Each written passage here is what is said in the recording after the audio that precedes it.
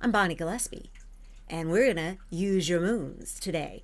I'm going to lead off today with a little bit of like woo weather and current events and things like that. So if you are just here for the use your moons part of things, I will come back after the live stream and put in some time code in the description so you can jump ahead to whatever chapter of our steps you would like to experience. Yes. So office supplies that are necessary. You need a calendar for April of 2026. If you want to use your journal in some form or fashion, also fine. I use a month at a glance. If you would like to use this exact calendar, I even fixed where I had added a 31st of April. There's no such thing on the version that is linked in the description. Go grab that one. That is a PDF. No opt-in necessary. It's just the raw PDF out there in the world. That is what we will be using here if you want to do it along with me that way. We need 5 highlighters and a Sharpie. We need blue for our moon things. We need black for our Saturn things. We need orange for our Sun and Mars things. We need pink for our Mercury things. We need green for our Venus things and purple for our Jupiter things. And I also bring a yellow with me because I use that to represent the sun sign changing, which happens each month about 2/3 of the way through. Also, I brought a pen, my favorite, Tool.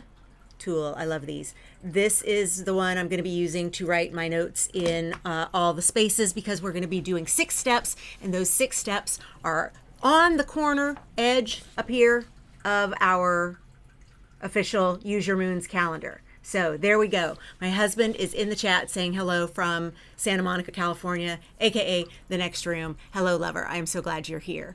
Thank you for joining me. Have you hugged yourself today? Even if you have, do it again because it feels good. We're going to have a good time.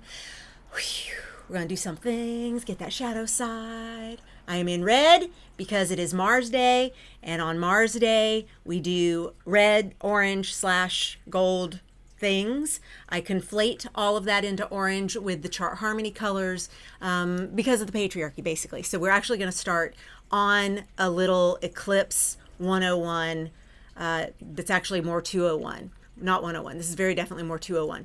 Okay, so the woo weather has of late been a little extra. March is a little bit of a break, and we talked about this last month in the Use Your Moons prep for March, that March was going to feel like a little bit of a breather compared to especially the last 2 weeks of February 2026, which were bonkers, and then all of April 2026, which is going to make us need a new word for bonkers because it's going to be so extra. So we're going to be talking about April today, which means prepare yourself, ground yourself. It is going to be a lot. Nothing we haven't been preparing for, but the woo weather for April of 2026 is a lot. And it's not only April, it's also into and through the summer, and then we get into the last few months of the year, pretty big woo weather stuff as well. Just a lot of big features. And what we're going into in April is we're going to be experiencing a change of Uranus specifically, moving into, this is the current woo weather where I am. And so we're going to have Uranus, which is currently at 28 degrees Taurus, moving into Gemini, and that's going to happen in April. We're doing the April calendar today for Use Your Moon, so we'll talk a little bit about that. If you want more granularity with me and the calendar, you're going to want to join me for Live Your Chart, which is my monthly membership, and that's where we go through the aligned hustle calendar, and we actually look at transit by transit by transit of the whole month, and we'll get into specifics about where the transits are going to land in your chart and how to help you plan whatever needs planning for the month ahead, or even farther out into the future based on your astrology and the astrology of the day, the woo weather. But specifically for our time in here today, we're going to be talking about the moons. Yes, it's a single moon for Earth, but the moon is different in every sign, therefore use your moons, plural. We're going to be talking about all that. A little bit today, though, I will layer on things like this big picture moment of Uranus moving into Gemini. We got a little bit of a preview of that in 2025, but we're going to be officially there as of the 25th of April. And so we're going to be feeling a lot of that 29th degree. I have a live stream on the 29th degree. It's called the critical degree. It's also called the anaretic degree. I have a live stream that I did about the 29th degree of all things before that I'll put a link in the chat, or I'll put a link in the description once I've finished the live version of this, so you'll be able to check that out if you'd like to know more about why the 29th degree feels so very extra. So that's going to be a big feature of the April 2026 astrology. Now, the thing is, we're done with eclipses for a while. We don't have them again until August, but there's something about eclipses specifically that I want to get into today just before we move into the Use Your Moons calendar, because I have been talking about how this particular set of eclipses that we're dealing with in 2026, this first couple, which were February 17th and March 3rd, we're really going to be hitting a certain Cheeto and Chief's chart in some very interesting places. And I'll never forget the moment I said to someone, these eclipses, someone asking, is he dead yet? Which is the question that everybody seems to have all the time. Let's see, is he dead yet.com? Let's see, is he dead yet? No. Is he dead yet.com says no. Keep refreshing the page. Eventually it will not be no. But when I said to someone, the eclipses are going to actually be a little rough for this certain Cheeto in Chief, the person I was speaking with said, oh yeah, he does like to stare up at them, doesn't he? And yes, he does. And that's not the kind of rough on him that I'm talking about with these eclipses. I mean, like in his actual chart, this dipshit gets a little bit of a in some pretty intense ways. And I'm just going to take that image away because I don't need it anymore. It got my point across. So here's what I'm talking about. The eclipses, specifically this one that we had on March 3rd, this now take us back in time to that eclipse. What happens during eclipses is it's like a time release bomb is let off. A capsule is now dissolving, and all of the intense energy of that eclipse is doing its work. And so specifically this eclipse that we had on March 3rd of 2026, it creates a certain timeline that we can then look at for when will the big events happen, especially to certain someone's health-wise, maybe. What is the actual timeline for that?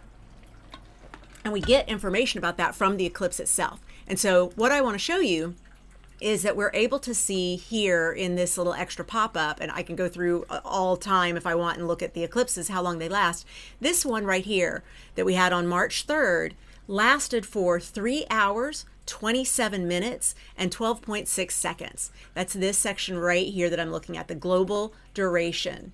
So 3 hours, 27 minutes, 12.6 seconds. What does that mean? What we do is we take the 3 hours that it lasted, and that's 3 months in lived human time for the results, for the impact, for the time release capsule of that eclipse to fully take shape.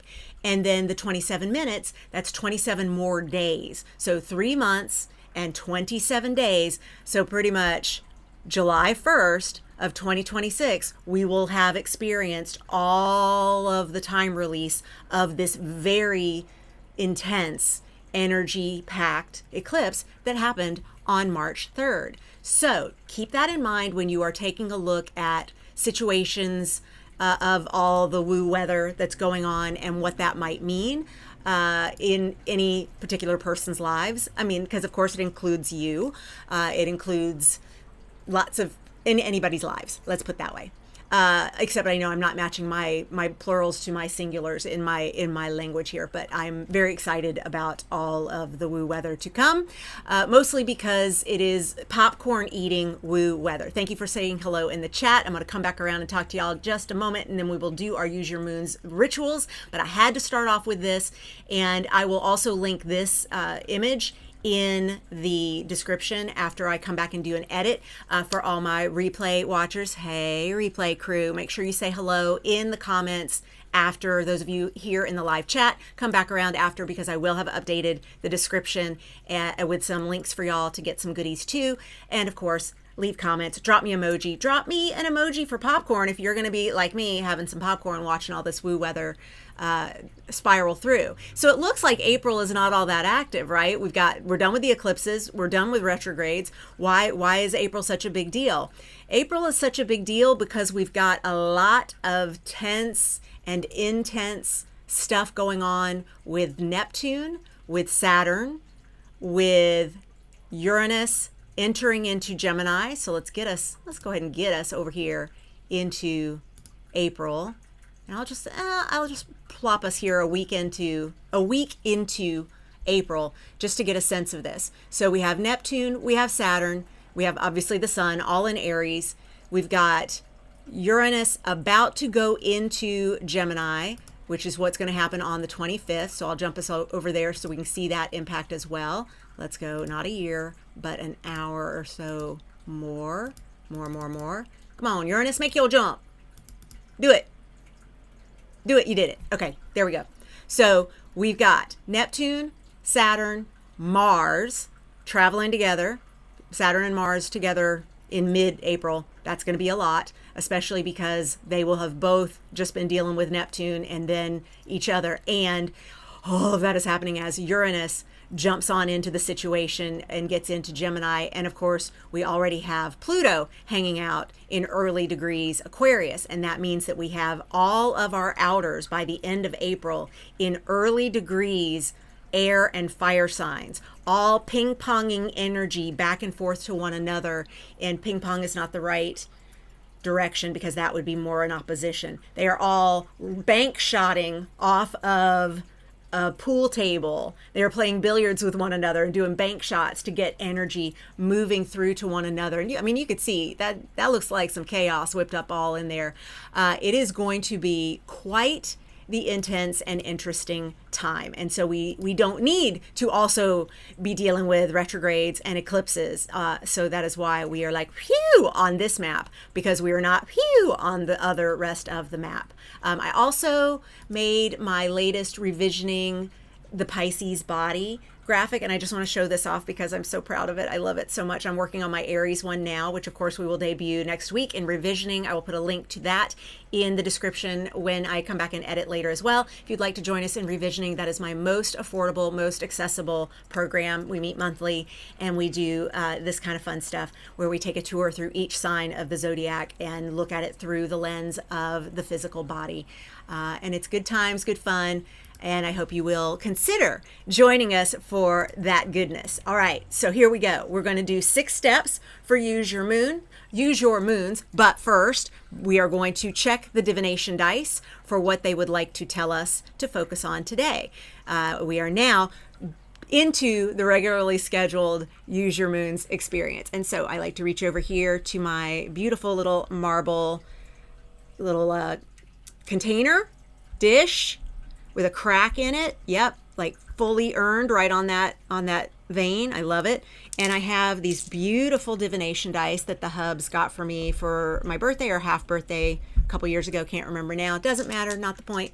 We are going to take these and come up with an energetic combo for today. And it looks like we need a do again on the planet. And the planet is Pluto. The planet is Pluto. Pluto don't play. Pluto is here for transformations. Pluto says we are going to burn it to the motherfucking ground and then start building up from there. We are all about a Pluto transformation. It's like the Tower card. Okay, so thank you, Pluto, for that. Pluto in Aries. Now, Pluto is not in Aries and won't be in Aries for decades from now. But what we do with divination dice is take the signature of each of those to determine what kind of vibe we need to lean into. And so Pluto says transform. Aries says fast, instantly, like with no thought whatsoever, puppy energy, just go in and find out what the situation is by charging forward, and then later you can assess it, maybe. I don't know, Aries is really not all that interested in assessing it. And then where? In the 4th house. So the sentence we always come up with for any chart harmony conversations we're having are the planet is the what, the sign is the how, And the house is where it all shows up for us. So the fourth house, that where, is house, home, ancestors, land, rituals that extend through our ancestors and the generations previous, but also the home we are setting up for ourselves and our own families. So transformation at speed, beep beep, because Aries, and no, beep beep is not right, because that's like a fast earth sign, because it's a road runner is definitely on earth. We need a fast fire. So explosive fireworks of transformation in the home. That's the energy we're going for today. All right, if you say so. I'm gonna put that there for us to use as our energy for today. I will pull that over here just a little closer, and then we are going to get into our 6 steps for this process. Those 6 steps are eclipses, and then new moon, full moon, and then our arrows, then moon phases, then our signs, and then our colors. Those are the 6 phases, and I'm going to check my chat, and then we are going to get on it together. Let me know where you are tuning in from. Thank you so much for joining me here live. Tina from Atlanta, my hometown. Hello, Rain from Northern Utah. Good to see you. It is so wonderful to have y'all here. Thank you so much for joining me and for saying hello. I really do appreciate you. Appreciate you whenever you are watching, because it is just fun to have a community and to come together to do all of this goodness with our calendars. All right, so first things first, the eclipses. I've already been talking about eclipses, and so we know we don't have any right now because we don't have any again until August. We have them 2 times a year and 2 at a time. So we've got those that we just had in February and March done, and then we don't have them again until August. April is a different A. Till August, those are going to happen then. So we don't actually have any eclipses to X off on our calendar, and that means I can just mark off that eclipses are done. Boom, 1 down, 5 to go. New moon, full moon. We start April and May on a full moon. We are starting the month with a whoo expression of all that energy. We build toward the full moon, and we get that full moon on the 1st of April, late 7:12 p.m. Pacific. So adjust that to wherever you are. We're going to have our full moon in Libra. That is a beautiful full moon that wants us to release. We always plant seeds on the new moon, and we release what is no longer helpful to us. If you like the gardening metaphor, we prune under the full moon. So plant seeds, new moon, prune, release, let it go to the full moon.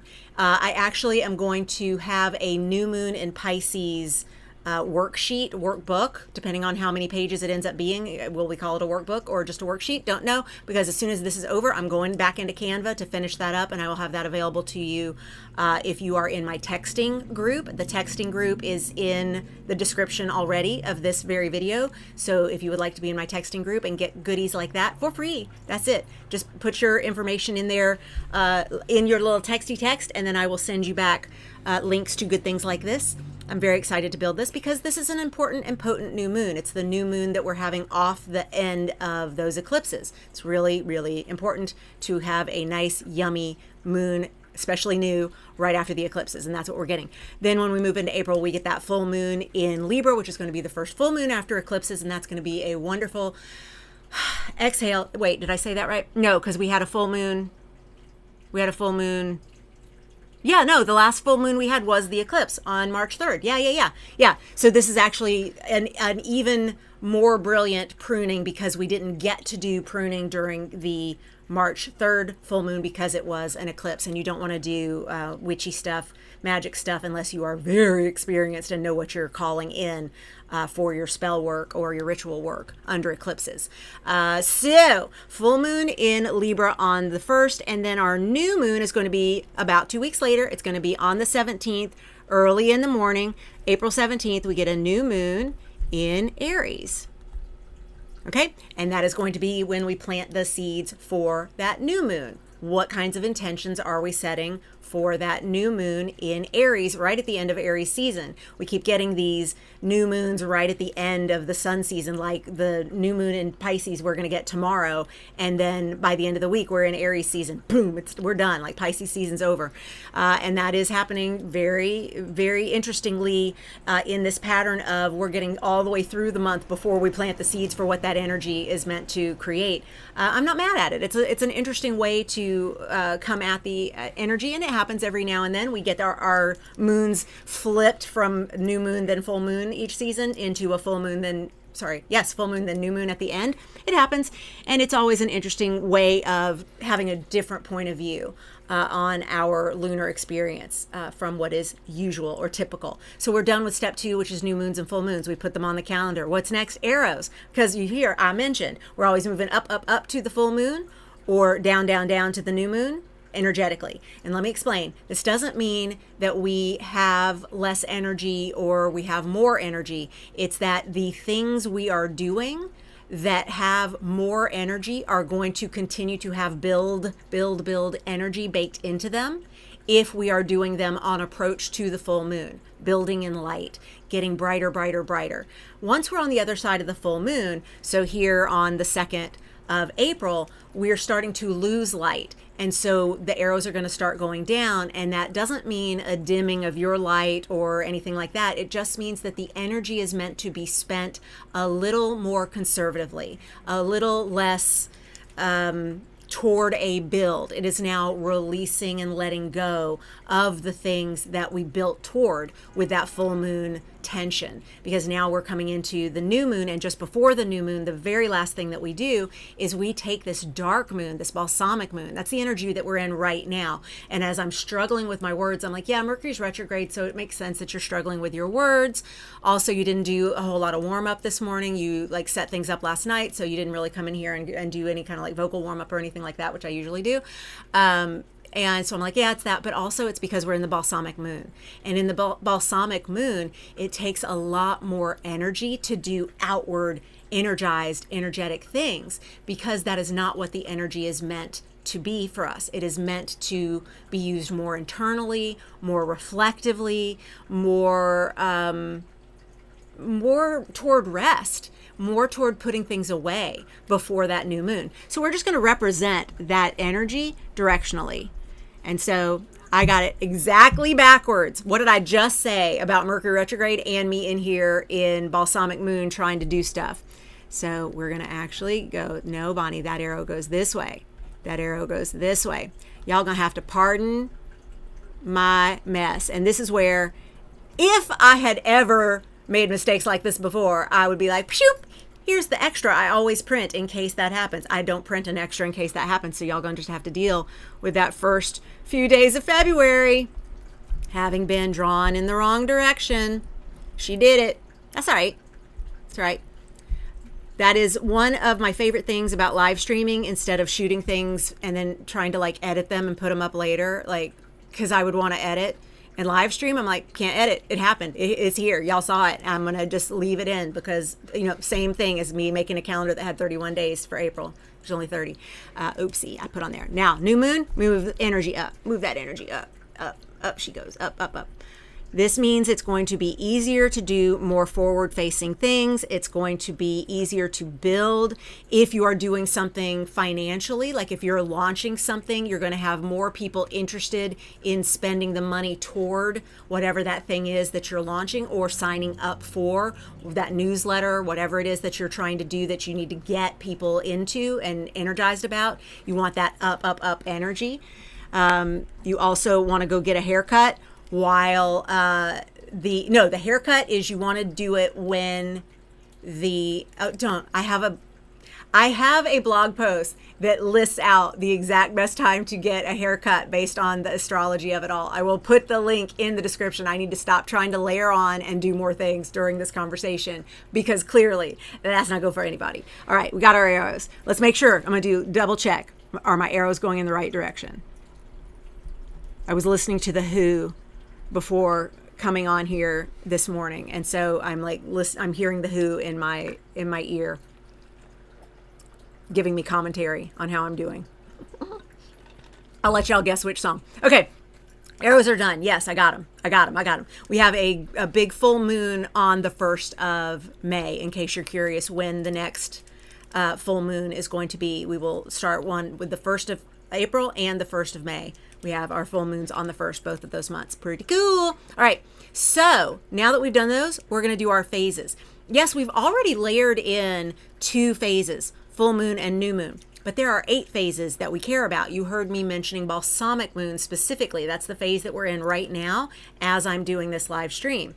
Balsamic moon is the darkest, the quietest. It's when we are meant to take that energy inward and do less, do quiet things, really take stock, be in our own process and not out in the world dealing with everybody else's process. So I'm going to go ahead and put the balsamic on this, even though that's not the order I usually do things, because it's the one we've been talking about. We will be in the balsamic phase on the 13th of April. So just a few days before the new moon in Aries, we're going to be in a balsamic moon in Pisces moving into Aries. And so as soon as we get that Aries moon, we are going to be as soon as we get it, the Pisces moon, as soon as we get the Pisces moon, we will technically be at 45 degrees, and that'll get us in, we'll be at 60, so somewhere in between there. Again, I keep layering on things after I tell myself to go easy, so I need to like edit before I say all the extra layers of things. We always get 2 phases in a week, and so the new moon and then balsamic are the ones we get here. Let's keep going this way, and then I'll come back and fill in the first 2 weeks. The first 2 weeks are the easiest of April, by the way. If you are going to be live in the chat here or coming back around in replay to ask questions about specific dates in April or whenever, please make sure you keep in mind the first 2 weeks of April are when the woo weather is the most positive, and even it is a little much, but as soon as we hit about the 14th 15th of April, mid-month, we get into some really rocky, rough. I actually wrote the word rough across the 19th, 20th, and 21st. The second half of April is just pretty intense. So let's look. After that new moon, we start building toward the crescent moon. That is the equivalent to the balsamic moon, but now in the light is growing. So we are slowly building toward that next full moon. And then we get just a few days later, our first quarter moon. And that first quarter moon, the first quarter moon is going to give us that tension between moon and sun. It's a square, and that gives us the pressure to get some things done and to actually show up and be bold.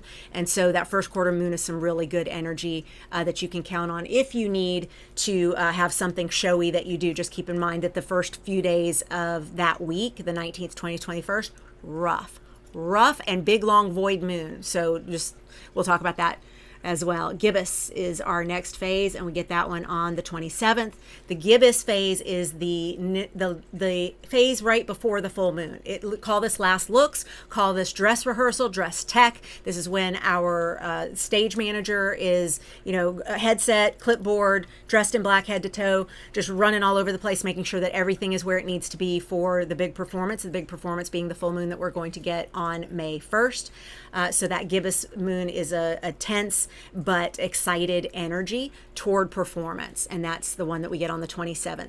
Now, to fill in the rest of our phases for the month of April, let's move from that full moon that we start off with on the 1st. We then begin to lose light, as those directional arrows show. And as we lose light, we are disseminating. The moon is disseminating in phase. And so that means that on the 5th, we get our disseminating moon phase. And that is going to almost be like we have our post-mortem. During our disseminating moon, we're going to get together and we're going to see, how did that full moon go? How did the show go? What kind of notes do we have from production? What are we going to do differently next time we put this show on? And then the last phase that I want to consider during the month of any month ever is going to be the one that is called the last quarter moon. So just like we have the first quarter moon is the square between the moon and the sun after the new moon, we also have a last quarter moon phase, which is the square between the moon and the sun that we have before the balsamic phase into the new moon. And so this one's going to happen on the 9th. And that last quarter moon, again, brings us tension. Anytime we have a square, that's tension. That's energy pushing up against one another from two directions. And so it's not a 180 degrees, which would be the kind of push-pull that's more like a seesaw or a tug of war. It is more of a, ooh, maybe we weren't seeing each other coming and we just go psh, and bump into each other, or we meet up at the corner and we're so happy to bump into one another. It doesn't have to be a violent crash. I don't need to like throw that energy out there, but that is a pressurized bit of energy. So this one that we have on the 9th of April is like the last bit of a boost of energy before we're in that balsamic phase, and then the energy gets turned way down for that new moon. And so that would be a time to maybe do a creative burst of something. Okay, so that's it for steps 1 through 4. I am now going to come off this view for a second and take a look at y'all in chatty chat to see how you're doing, what you might need, if you've got any questions, and then we will come back around for steps 5 and 6, which are placing in the signs of the moon and then doing our color coding. Woohoo!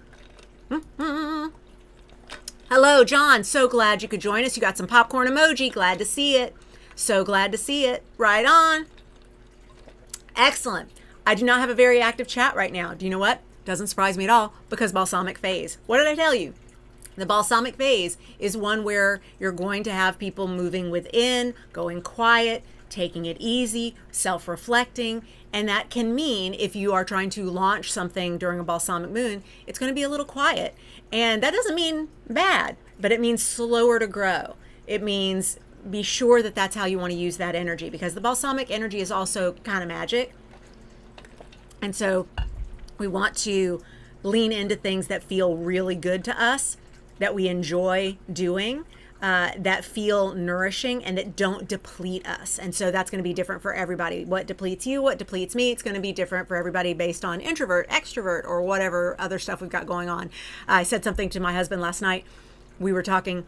He was in a very fire sign mood, and I do not have a lot of fire in my chart. And so it's why I do things like lean into the fire anytime that I can, because I need to get it. I need to get it through the color of my makeup and the color of my hairband and the color of my clothes, and apparently the person I marry, because he's got a lot of fire. And I just said, just fire sign. And I just said that to him, and he goes, yeah, got it. And so the fact that he could clock that what I meant was, that's a lot of energy. And I'm over here going, that's too much energy. It's too much energy, especially on balsamic, because balsamic is saying, no people. And when we people during balsamic energy, we got to be prepared that it may be a little more than we asked for in our natal chart. And so we might find it a little extra. So those are just all little care things to keep in mind as you're scheduling your life for April using your moons. Okay, let's do our signs. So we start the month with that full moon in Libra. So Libra, got it. That sign's already in place. We then have that Libra moon until the 3rd when we move into a Scorpio moon. So that's going to get us into Scorpio. Then we'll have Scorpio for a couple days, and we'll move into our Sagittarius moon on the 5th. And then we have Sagittarius moon until the 8th when we move into Capricorn moon. And then we're in that Capricorn moon until the 10th when we move into Aquarius.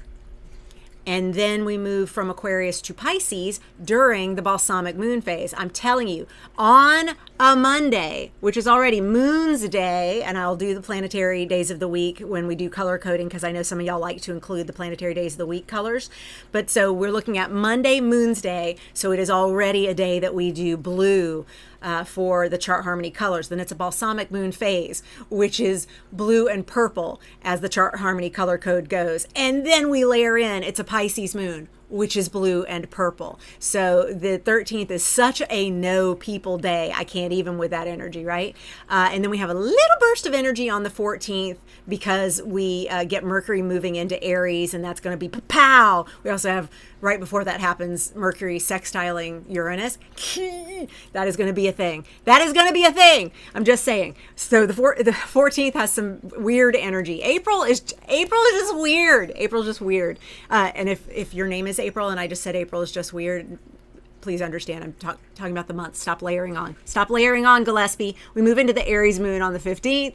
We then get our new moon in Aries on the 17th, and then we move into a Taurus moon from there. And so we've actually got the moons of 2 different signs on the 17th. And of course, any of the days that we change moon signs, any of the days that we're changing signs that the moon is in, we're going to have a little bit of one and then a little bit of the other color-wise. And so just note the time of day that happens for you. If you like to use astroseek.com, that's astro-seek.com, or any kind of lunar app. iLuna is good. The moon app, like there are so many different ones to choose from, or you could just, get it on your Aligned Hustle calendar where I have it down to the hour and minute that it changes, because you may find that information to be, that granularity to be useful for you. I'm going to also note that we change our sun signs here. We've got our Aries sun ending, and on the 19th, we will have our Taurus sun beginning. And put the arrow there. Put arrow there. That's the sun glyph. Okay, because that's going to be a little extra energy. And then this is when I was telling you things start getting rough. We're going to move into a Gemini moon here on the 19th. We're going to get our Cancer moon on the 21st. Oh, Lordy. Woo, rough. And then we are going to get our Leo moon on the 23rd. So in addition to that first quarter, we got that Leo burst of energy on the 23rd. You heard it here. That, like, the 23rd has that energy. Just, it's there. We also then on the 25th get that Uranus moving into Gemini that I talked about. We're like all 29 degrees Uranus all through April, and then we get Uranus moving into 29 degrees of Taurus, and then we get Uranus moving into Gemini, ushering in the era of disruption. Bum, bum, bum. I know, sounds so big and bad. Also on the 25th, we move into our Virgo moon, and let me check my little cheat sheet over here. We get our Libra moon on the 28th, and then we get on the 30th our Scorpio moon, and that is different from the Virgo moon. When I was little and I was learning these glyphs, the way that I learned the difference between the Virgo and the Scorpio, because to me they look mighty close to the same, especially as a child learning these glyphs. I'm like, oh, the Scorpio glyph goes and has an arrow pointing out because that's the Scorpion's weapon. That's that tail that can, apparently we're all sound effects like this today. That tail is why the M glyph goes out like that. It looks like Mars. It's like, and the reason the one for Virgo is like this is because it's turning that same poison energy inward. And ask any Virgo if they're really good at turning poison energy inward. They will tell you they have no notes. That is accurate. Okay, so that is it for our changing of signs through the moons. Yes, and also the suns. We got all that information on here. And I'm going to now take a moment to do the planetary days of the week and the numerology, because I know some folks like to do that. So for numerology, April is a 5-month in a 1 year. So 2026 is a year of new beginnings, planting seeds, starting a 9-year cycle. Really think about that when we're looking at the universal 1 numerology, planting seeds for a 9-year cycle. We have planted some pretty interesting seeds as a collective already in 2026. Wow. For the theme for 9 years, right?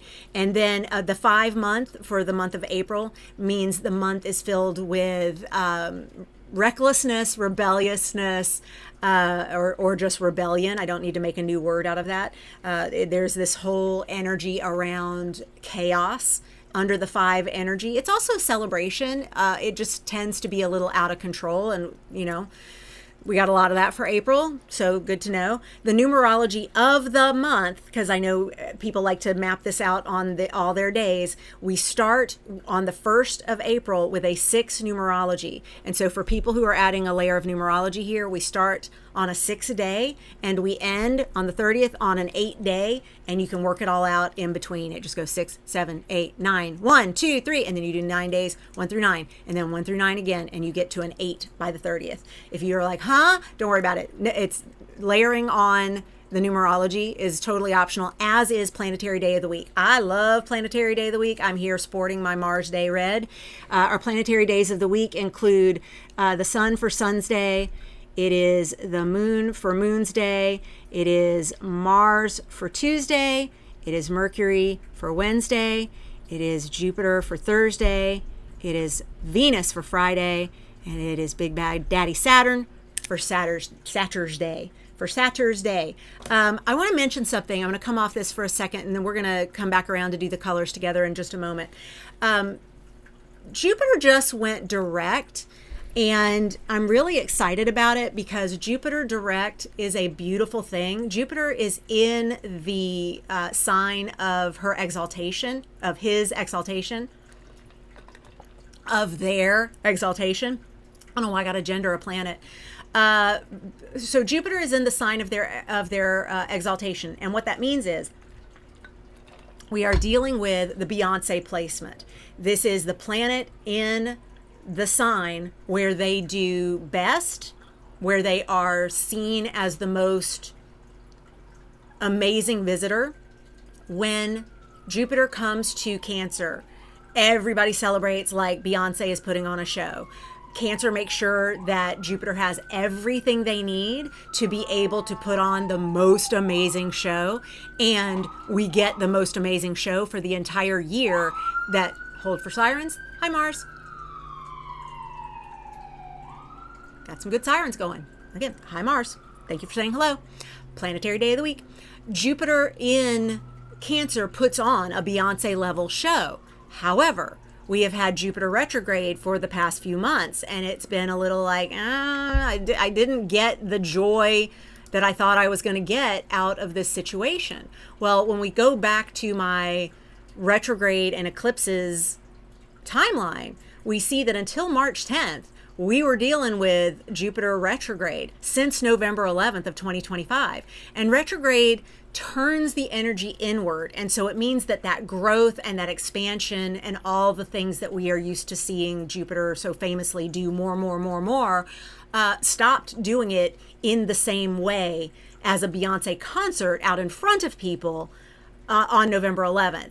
And that's of 2025. Then until March 10th of 2026, all that energy was spent inward. And what is a Beyonce energy turned inward? It's not putting on shows. It's probably in the studio. It's probably doing some things like writing some music. It's probably creating some choreography. It's doing things that not a lot of people are going to see or be exposed to. But then the show that's going to be put on is going to be that much more spectacular when that energy turns outward, which happened on March 10th of 2026. So here we are in my live right this moment little clock calendar situation here chart, and we've got Jupiter direct at 15 degrees Cancer. Now here's what's important to know about 15 degrees Cancer. 15 degrees Cancer is considered the exaltation degree.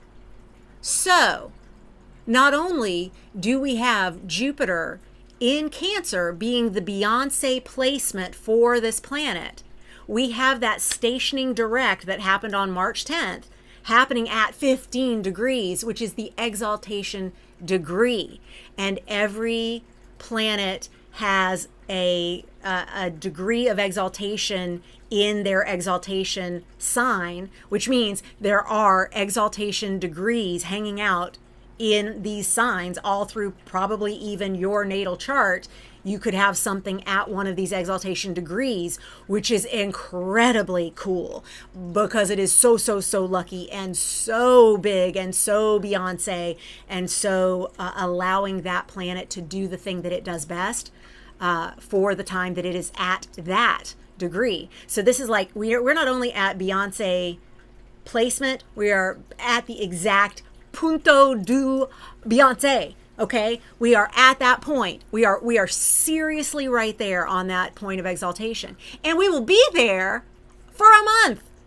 The exaltation degree, because it's where Jupiter stationed direct, is going to be the same degree that Jupiter is hanging out at until April 3rd. So from March 10th to April 3rd, we've got not only Beyonce placement Jupiter direct now in Cancer, but at the exaltation degree.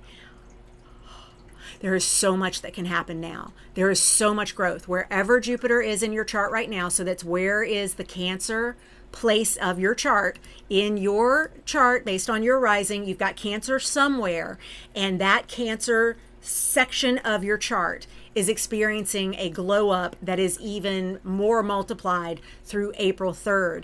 And we've got Jupiter in Cancer through the end of June of 2026. So it's not like everything's got to happen by April 3rd. I'm just telling you, a lot is going to happen between March 10th and April 3rd, 2026. Now, because I know you're going, Bonnie, you cannot bring up exaltation degrees and not share with me the other exaltation degrees, I brought with me, I never bring my phone in here, so you know this is a big deal. I brought with me my list of exaltation degrees. I'm trying to make sure it doesn't have the reflection. So I took a picture of the page of the book that's got the exaltation degrees. Here we go. The sun is in its exaltation to the degree at 19 degrees Aries. Do you have anything at 19 degrees Aries in your chart? If you got your sun at 19 degrees Aries in your chart, baby, you got an exalted sun at the exaltation point, okay? Like, that's a lot. The moon is at exaltation in Taurus already, but at 3 degrees Taurus, she is the most exalted. Okay, 3 degrees Taurus for the moon. Venus, why would I go to Venus? I would go to Mercury next. This book did not put them in order. I see the order that it's doing. Okay, got it. We're not going to go in that order. We're going to go sun, moon. It's not the order. It doesn't matter. It's not the point, Gillespie. Just do it. Just do it. Just do it. We're going to go to Mercury. Mercury is happening at 15 degrees Virgo. So if you've got something at 15 degrees Virgo, that is Mercury's exaltation degree in the exaltation sign. 15 degrees Virgo. Love it, love it, love it. Venus at 27 degrees Pisces. So if you've got Venus in Pisces, you already have an exalted Venus, amazing. But if you have it at 27 degrees of Pisces, you've got the exaltation degree, not just the exaltation sign. So double of the most blessed and favored Venus in your chart. And if you're like, Bonnie, I don't have Venus at 27 degrees Pisces, but I got something else there. That is cool. That is an exaltation degree of Venus. That means it's got a lot of Venus energy to it, even if Venus is not there. I know, I kind of love it. Then we have Mars, 28 degrees Capricorn. If you have anything at 28 degrees Capricorn, that is Mars's degree of exaltation in the sign of Mars's exaltation. Oh my God. And if you're like, Bonnie, I need more information about exaltation, I'm going to put a link in the description to take you to the live stream that I did a while back about the degree, not the degrees, about the signs of exaltation and also just essential dignity in general. It is a concept in traditional astrology that is quite useful. So we did Mars. We want to do Jupiter. Jupiter, 15 degrees Cancer. We already just had a whole conversation about that, but I'm going to say it again. 15 degrees Cancer, exaltation degree of Jupiter. Love it. The point of exaltation in the sign of exaltation. Just fabulous. And we end with Big Bad Daddy Saturn. Saturn, of course, exalted in Libra. 21 degrees Libra is the place. That is the exact address. 21 degrees of Libra is where Saturn gets the exaltation down to the degree. And I'm going to see, can I get this close to y'all without, and it's got my light, and then it's got my window, and it's got, there. You can kind of take that picture if you want. Can you sort of, Bonnie, stop trying to do that. Too late. I did it. Okay, y'all. All right, that's a lot. Let me come to your chat, see what you've got going on, and then we are going to color up our calendars. Sun in Sagittarius, Virgo rising, Gemini moon, Venus, Scorpio, Lizzie, oh, Izzy, Venus, Scorpio. Whoo, that's intense. That's intense. AstroSeek has a bot problem at the moment. Thank you, TB. I appreciate you for letting me know. Hopefully it's resolved when Mercury goes direct. You know, I had seen something about that at Blue Sky, Blue Ski, as the not kids call it, Blue Sky, which is where I went after Twitter. And I don't use it like I used Twitter at all, but I did celebrate some things during the Oscars. I celebrated the first ever casting director winning an Oscar. I remember interviewing some of the legends of casting who have since passed away, who were fighting to get the casting Oscar to be a thing. And I remember one of those folks saying to me, I will not live to see a casting Oscar, but you will. And so getting to see the first ever casting Oscar really gave me a moment of like, ah, because it was like seriously 26 years ago that I interviewed this casting director, and he said, we are down there every year begging, pleading, negotiating with the Film Academy to please, please, please, please, please create an Oscar for Best Casting. And they have said it's not going to happen, it's not going to happen, it's not going to happen. And then finally, of course, it has now happened. And they did a nice long segment for it, which I really appreciate, because it, of course, won't every year get that big a segment during the production, but it was so beautiful. And the fact that the winner, when she got up there and thanked the Academy, she also said that this is for all the casting directors who have been invisible for all the decades before, who definitely earned this as well. And that was just really beautiful.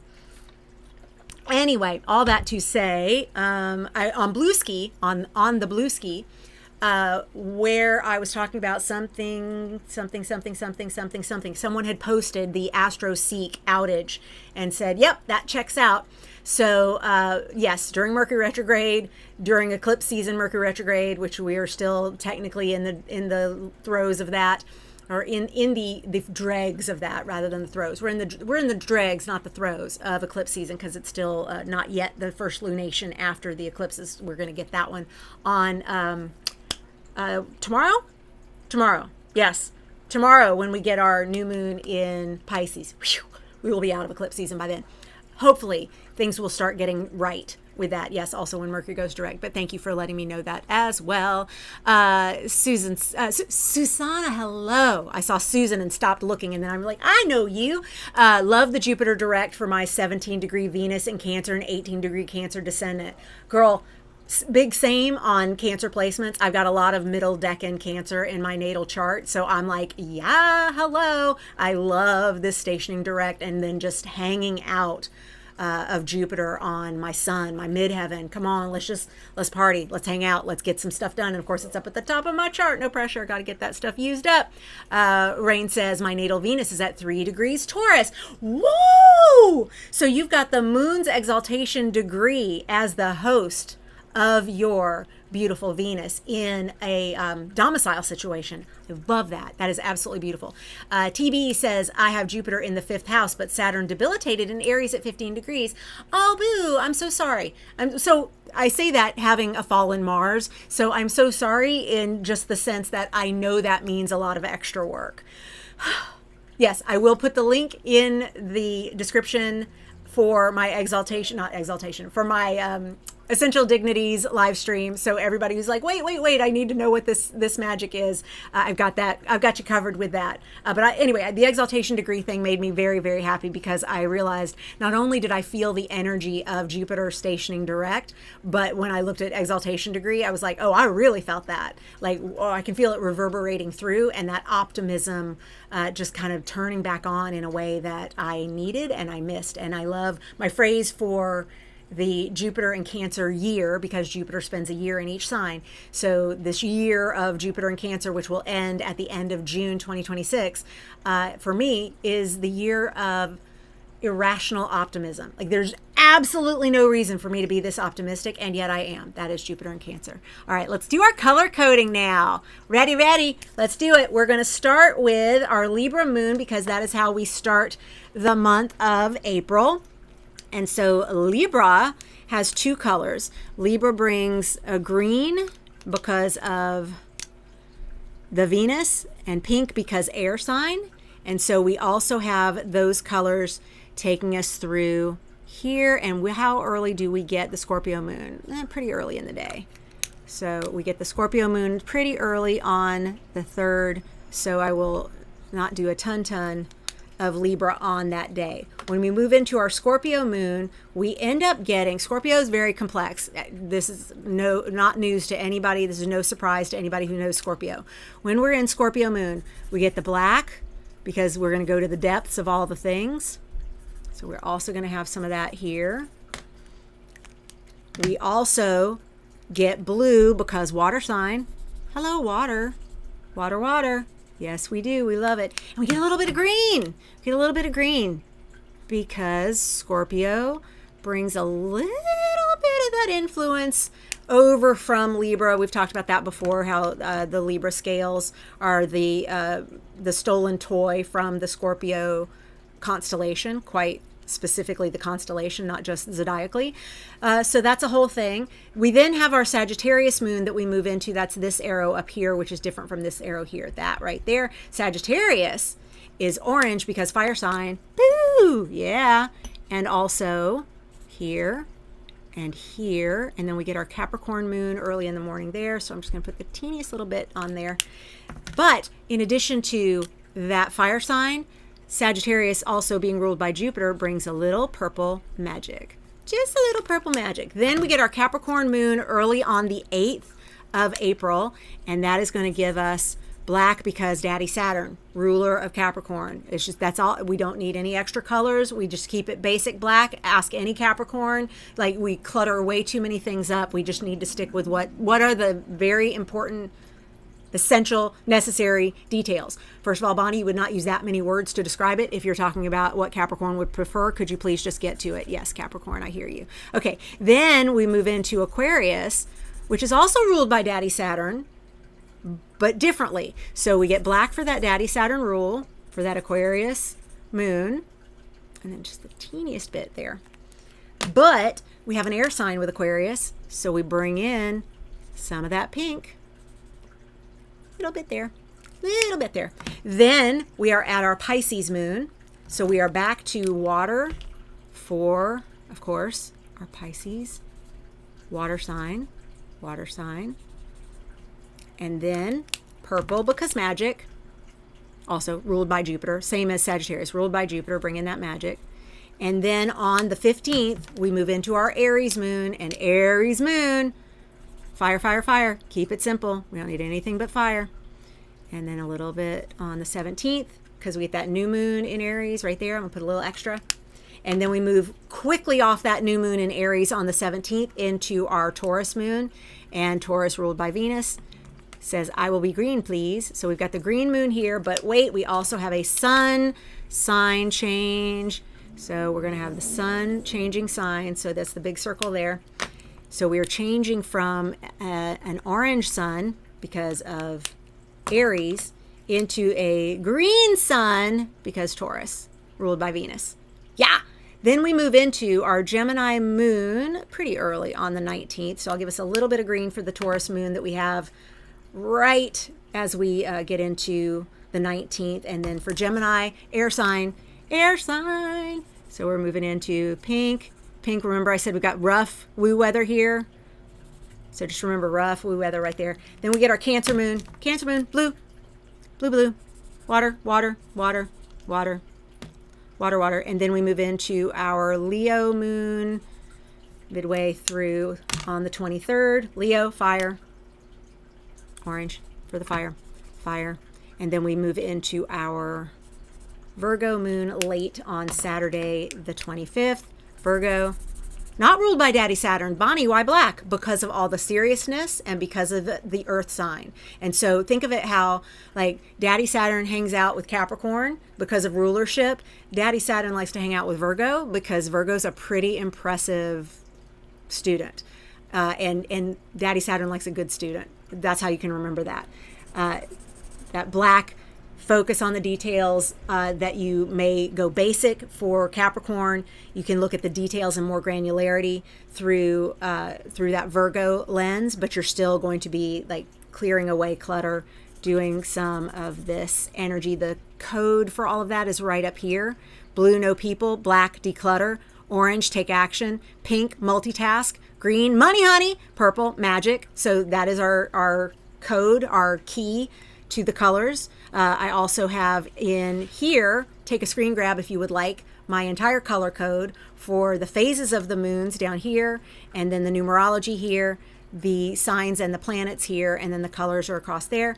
And if you're like, that is great, what do I do with all of that? Go to Chart Harmony 101, which I will also link in the description. And I got a whole mini course free on how to do your chart harmony colors, how we get to those colors, and then what to do with each of those colors in terms of the things to focus on. We don't do as much of that conversation here and Use Your Moons each month because there's a whole course already out there for you to figure that stuff out. On the 28th, we're back around to a Libra moon, and as at the beginning of the month, that Libra moon has green, for Venus, pink for air, and then we end the month on a Scorpio moon, which gives us that black depth, seriousness, blue because water sign, and a little bit of green for that. I should also, while I'm coloring things, do a little color of the days of the week for people who like to do days of the week by the planets. I sure do. I sure do.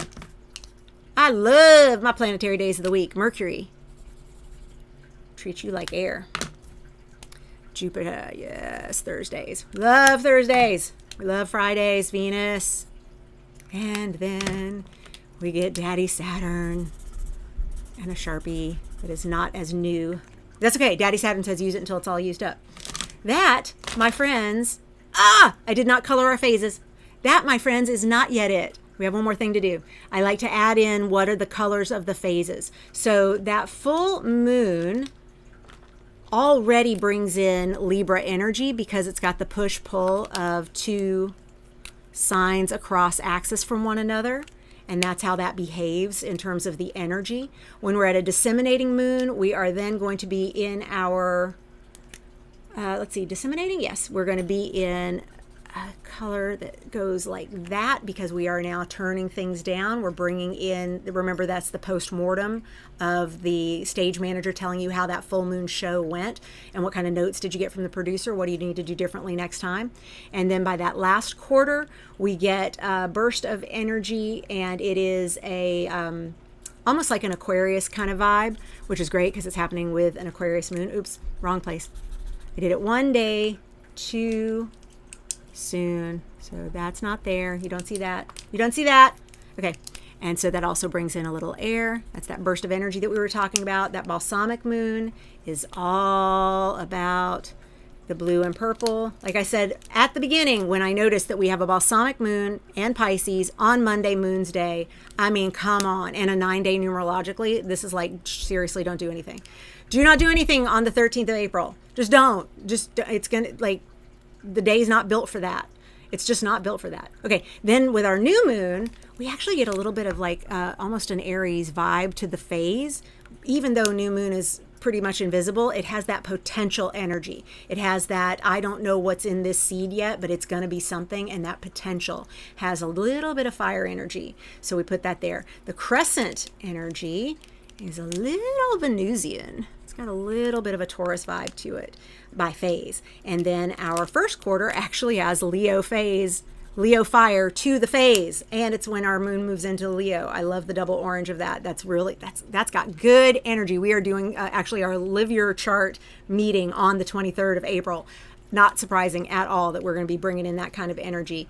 I love that. Just know that the first part of this week, rough. And then our gibbous moon phase is we need to be looking at our details. Yes. Get in there. Do we have, does our gibbous moon also? Nope, just the black. And then we're into another full moon by the 1st of May. Now we have all the colors. So take a look at where are the pockets of I want to do no people thing, because the blue energy is no people. No, not K-N-O-W. N-O, no people. We want to do no people things when there's an abundance of blue. So that's going to be the 21st through the 23rd is asking for inside work, not people, even though that energy is moving up. And definitely 13th, 14th, 15th is saying, go easy on the people. We do have a little bit of a burst just in terms of other things that are happening astrologically on the 14th to make that a pretty good day. But it's going to be a little bit like threading a needle between 2 days that are less fantastic. But if you've got stuff you've got to do, you got to do it. So use the 14th for that outward stuff if you must during that balsamic moon. So those are the no people day. Then for our black, that's when we are decluttering. We're getting rid of things. We are turning that energy into like prune. What can I let go of? What can we move on from? That's what all that energy is. Our orange is when we want to be seen, take action, go ahead and get yourself out there, that is what that energy is about. The pink is be heard. This is when we want to multitask. This is when Mercury gives us a lot of different energies that we can contend with. And so we have some good pink energy here. This, however, is where I said we got rough stuff. So yes, you can multitask, but just make sure that it's stuff that you are multitasking in front of people that don't make you wish you weren't in front of those people, because that is just some bumpy astro with a big void moon, like seriously a 2.5, 3 day void moon. It's one of the biggies. We also have a pretty big void moon up here right after the full moon in Libra. Okay, anyway, I have a live stream on void moons, which I will also link in the description for those of you who are like, I need more information about a void moon. I got you. I got a whole live stream on it. Okay. So during our green energy, we got money stuff. So this is when you want to pay your bills. This is when you want to do some budgeting. This is when you want to do things that are in service of growing your business, things that would bring money to you. These green days are going to be very potent for that. And if we can combine them with some of the purple energy, which we don't have a ton of in April, that purple energy is going to add a spark of magic. But remember, Jupiter in Cancer at exaltation degree through the 3rd of April. So we already have tons of magic coming in from that beautiful Jupiter Cancer situation through the 29th of June of 2026, but specifically at the exaltation degree, and then separating from the exaltation degree all through early April. All right, if you've got any specific days, put them in the chat. If you are in the replay crew, please put those days that you want me to check out for you in the comments. I will come back around and take care of you, I promise. So let's see what we've got going on in the chat. If anybody's got specific stuff that they want to look up. How do you know if an ex is coming back? Okay, Izzy. In general, exes come back during Venus retrograde, and we do have a Venus retrograde this year. And so I would take a look at, in general, come on, hit the button, there. I would look at this Venus retrograde October 3rd to November 13th without fail. During Venus retrograde, exes are in my DMs on social. I don't do social anymore, so I don't, I guess, see that anymore. I'll go check during this period. I will, because I am always amazed at the people I hear from during Venus retrograde, because Venus is more about relationships than any of the other planets. It's about, bringing that love together, bringing that connection between people. If we think about how Libra is ruled by Venus, you could see that +1 energy is a big player in how Venus does her doings. And when she goes retrograde once every 18 months for 40 to 45 days, this is when we will see people coming back, showing up, coming back around, wanting to say, hey, how are you? I've been thinking about you. Or I just found the last Venus retrograde, an ex that I sometimes hear from. So it wasn't completely out of the blue, but it's rare that there's something very specific, sent me like newspaper clippings from something that had happened when we were together, and was like, look at what I found. And I was just like, okay, wow. The fact that you still have that. I mean, it was in some cluttered box somewhere that probably had not been looked at in 30 years, but it just never ceases to amaze me how Venus retrograde will bring people back around. Mercury retrograde can do that too, and we are in Mercury retrograde until the 20th of March. So we've got a couple more days of Mercury retrograde that could be bringing somebody back around for you. But what I would take a look at is, where is this stuff happening in your chart? Like, what's in the 7th house? Because the action of the 7th house is where our partners are. That's our one-on-one relationships, is 7th house. And so you want to see, is there anything happening that's interesting in your 7th house that would look like a return of some kind of energy? That's where I would go. I'm looking to schedule a shamanic combo session. I hope I'm saying that right. Combo session in April. What day would be ideal for that? Well, since I don't know what combo is, I understand the word shamanic. Give me a little more information about like what type of energy that is, and then I will come up with a date for you to do that in April. Rain. Like, I'm assuming it's going to involve the person who does the leading of the session. What else? Does it need quiet? Is it going to be past lives? Is it going to be clearing, cord cutting? Give me some info. I'm in a new job hunt, but April seems so turbulent. Yeah. Well, here's the thing, TV. April's turbulence is going to be indicative of the turbulence of the next few years.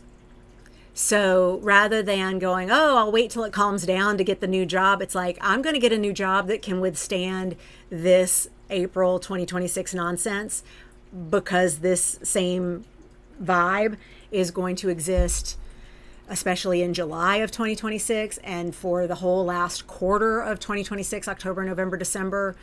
We got some fakakta woo weather.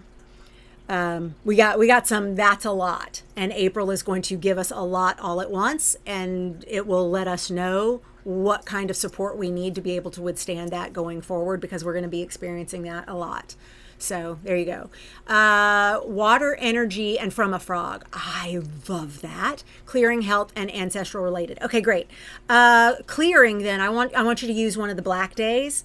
Ancestors also, ancestors love to show up when we're doing Daddy Saturn stuff. So I would like you to focus on the black days in particular. Clearing. So anytime that it's a Saturn's day, you've got good energy for doing this kind of work, except for on the 18th when we're leaving the Aries sun and moving the next day into our Taurus sun. That is going to not be quite... it's not going to be quite Saturnian enough, even though that is a Saturday, the 18th. So I would look at like the 25th, the 11th, the 4th, if you want to do it on a Saturday. If you're like, no, it needs to be a weekday, I like the 3rd and the 10th. I like the 9th for that. All of these black days look really good for that. Capricorn loves doing ancestral stuff. The 8th could be great. Let me see what else is going on in I'm looking at my aligned hustle calendar. On the 8th, we want to beware accidents. There's a Mars sextile Uranus going on that day that is, I've got a big caution around that on the 8th. So I'm just going to put here, we've got a Mars sextile Uranus. So you want to be careful for any kind of like, so don't do anything that could involve accidents. I mean, like anything could involve accidents anytime, anywhere, but just like count to 10, know where you are, be present in that energy. Mars moves into Aries on the 9th, so that's going to feel a little like pow extra, because Mars moving into Aries is like coming home, leaving Pisces, moving into Aries. It's going to be like bam. So just these 2 days could be a little stressful. So let's go. So far, I like the 4th because we got that Scorpio moon and the 9 numerology. I like the 10th and 11th because we've got the Aquarius moon and that energy of Saturn's day on the 11th. Yeah, I like that. I like the 12th. Yeah, I like that a lot. I like that whole weekend, 10th, 11th, 12th for this kind of work, Rain. And if you need to do it later in the month, go for the 25th, because then we're in that Virgo moon on Saturn's day. Uranus does move into Gemini that day, so that can be a little unpredictable, a bit of a pow. And we also have a very loud Mercury square Jupiter transit on this day, the 26th. So that's got loud. And then just remember that I said all of these over here, the 19th, 20th, 21st, have some rough woo weather to consider as well. All right. Did I give you enough options? I think I did. You let me know. Okay. Excellent. All right. Fabulous. Yeah. And so water energy, also take a look at, like, if you do want to do it on like the 27th, that's a Monday, Moon's Day. That would be good.